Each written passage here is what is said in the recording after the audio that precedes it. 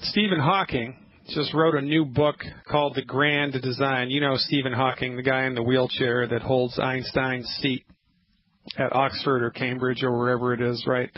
Supposedly one of the smartest physicists in the world right now. Still hasn't been able to figure out, by the way, what causes gravity. Not that that's the easiest thing to do. But nonetheless, Stephen Hawking's new book argues that God does not need to exist from a scientific point of view, which is a very interesting thing to talk about here, because I don't care what religion you are. And I have a problem with world religions, right? There's a very big difference between the existence of God and spirituality and world religions. Because world religions try to interpret the existence of God for different people. You know, the Jews say one thing, the born-again Christians say another, the Buddhists say another, the Confucians say another, the Siddhantans from southern India say another. Everybody has their own interpretation of humanity's relationship with God. And, you know, quite frankly, we could have a long conversation about the legitimacy of all of that nonsense.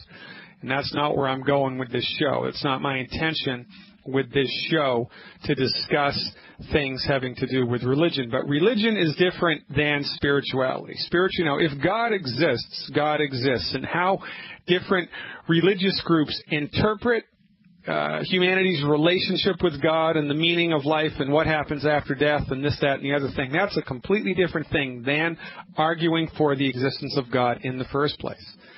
Now, Stephen Hawking is a physicist.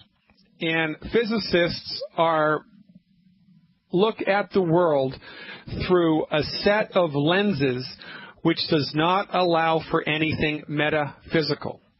Physicists are grounded in physics.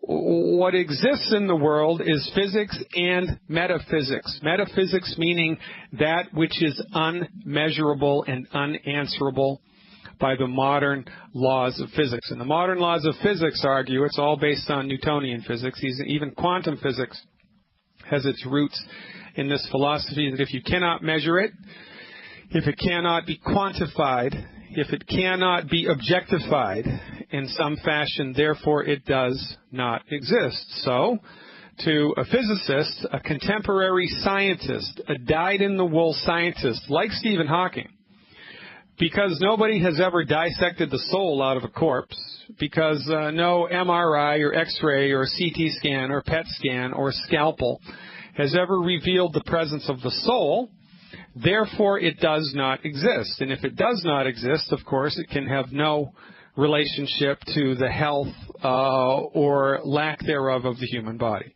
So, from a purely Western scientific Newtonian objectify it, prove it, scientific physics point of view, God doesn't exist. Because nobody's ever been able to objectify God, right? Nobody's ever been able to do that, at least not in the modern day. Now, on the other side of the coin, there exists the wonderful world of metaphysics. That's everything that cannot be explained through conventional science. For instance, where does the light in your dreams come from? Where does that come from? For instance, what is it that gives the light that's in the eyes? I don't know if you've ever been with somebody that's dying, but, you know, you can watch the light leave their eyes. It's a remarkable phenomenon to witness. Well, what is it that causes that light? What is it? Physics has no answer for this. The most, breathtaking example of metaphysics in a common, normal, day-to-day world is the concept of love, right? I'd love to have a conversation with Stephen Hawking or any dyed-in-the-wool scientist who has no time for metaphysics whatsoever. Because all that I would ask him is, well, Mr. Hawking, do you love your mother? And, of course, he's going to answer in the affirmative, well, yes, I do. And then I'd say, well, can you prove it? I want you to set up some type of objectified, double-blinded experiment that's inside of the realm of physics that you can prove that you love your mother. Well, guess what? It can't be done because you can't do that. You cannot prove that you love your mother. Love in this regard is a patently metaphysical experience. I bet you never thought about it that way. When most people think about metaphysics, they think about all this woo-woo, voodoo, sorcery stuff. It's nonsense. Metaphysics simply means that which is not measurable by science, vis-a-vis the existence of the soul. To a scientist, to an MD, by the way, MDs are completely grounded in this notion of physics. They have no conceptual awareness, no conceptual appreciation of metaphysics whatsoever. Therefore, since nobody has ever been able to objectify the acupuncture meridians in the human body that the acupuncturists manipulate with their needles to the MD reductionistic physicist, they don't exist. And that all acupuncture that's ever been applied for the last 5,000 years is all placebo. It doesn't matter that it happens in animals just as effectively as it does in humans. It's got to be placebo because we can't measure it. MDs and physicists only see one side of the coin, and they have convinced themselves through their arrogance and their hubris, their breathtaking hubris, that what they know, what they see is everything. It's everything to them, since nobody has ever been able to produce an experiment that proves that homeopathic medicines diluted beyond Avogadro's number produce a physiological effect. To the scientists, homeopathic medicines are no more than placebo and folly.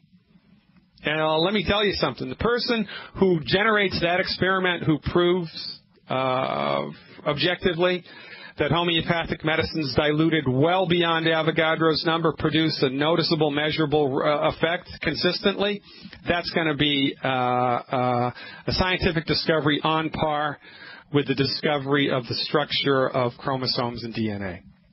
And it's coming, ladies and gentlemen. It's coming. Because homeopathic medicines work. Acupuncture works. The soul exists.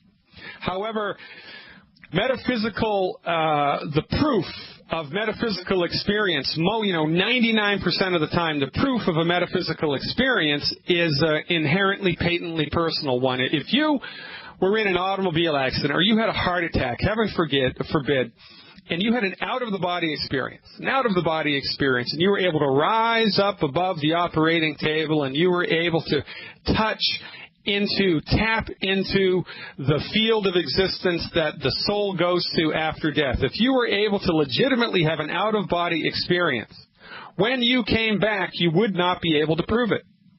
And, the scientists in the room, the MDs in the room would naysay it all away. Oh, you were just hallucinating, whatever that means, right?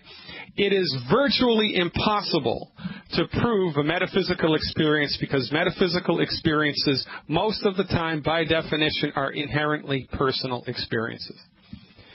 If you were deep in prayer and you had a breakthrough experience and actually saw the Buddha, or had a conversation with Jehovah, or Jesus, or one of the Christian saints, or whomever it was, if you had that actually happen to you, you couldn't prove that happened to you. And if you started to talk about it, people would think that you were crazy.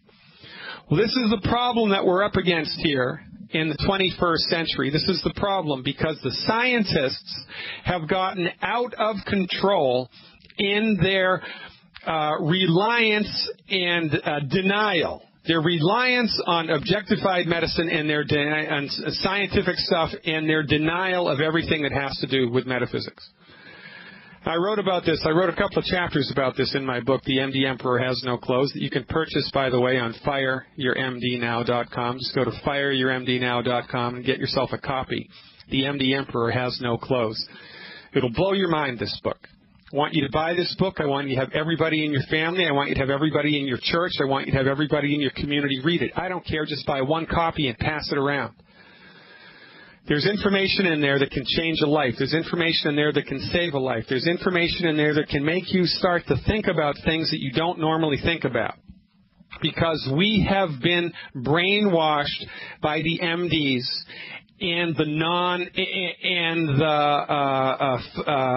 scientists amongst us who completely rely on everything having to do with physics. They have no room in their world for metaphysics, which makes every scientist, Stephen Hawking included, a hypocrite.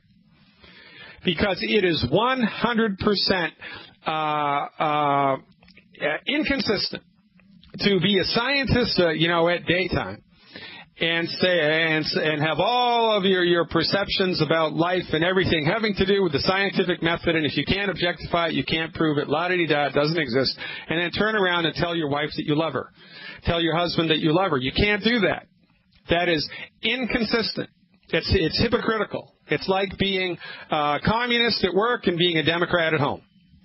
It is 100% intellectually out of integrity. We have a term. It's called out integrity. You can't say one thing. It's like politicians. Most politicians are out integrity. They say one thing in the public and they do another thing behind closed doors. Well, it's no different with medicine, especially with medicine, because let me answer me this, Batman. If the soul does exist, then the presence of the soul in the physical body must have a direct relationship to the health of the human body. From the holistic point of view, it is the very presence of the soul force in the body that lends inherent wisdom to the body. It is the presence of the soul force which tells your body how to grow itself, tells your body how to maintain itself, tells your body how to fix itself. And MDs have thrown the baby out with the bathwater in their 100% denial of the soul force, and for that matter, anything having to do with metaphysics. Ladies and gentlemen, just one more nail in the coffin. From the proper perspective, everything makes sense. Fire your MD now.